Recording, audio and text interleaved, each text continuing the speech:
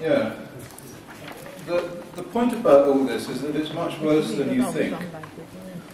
The real exposures to people started with the nuclear weapons testing, and that caused an increase in cancer of at least 30% in most countries.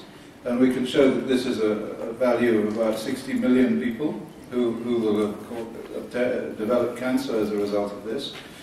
The fertility in the world is reducing. The levels of congenital malformation are increasing. And Madame Busby says that we should do all these things to try and stop this from happening, because we have a critical situation for life on Earth. There is no question. But we cannot expect these people who we are talking about, the WHO and the IAEA and the Article 35 group and all of these people in power, we cannot expect them to do something because we ask them to. There seems to be an absolute glass barrier between what the people want and what gets done.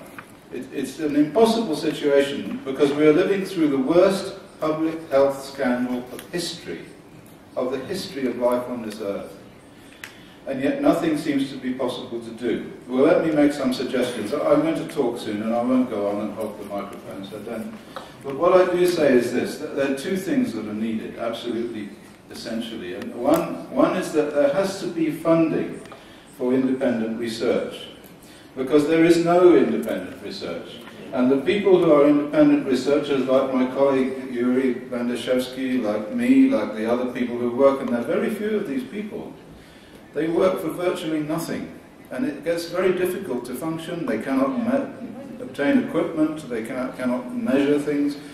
And it is on these people that the future of this planet and life on it, survival on it, depends.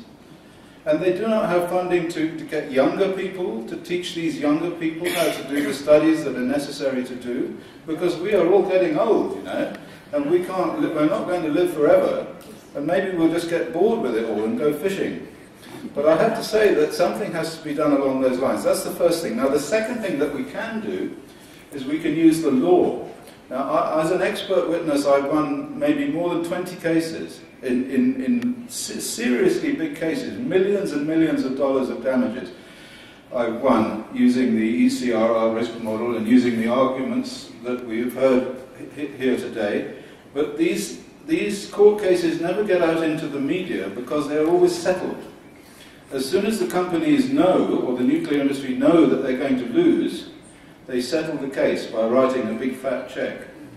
But we can take court cases through human rights legislation, through international human rights legislation, and through the legislation that's implicit in Euratom.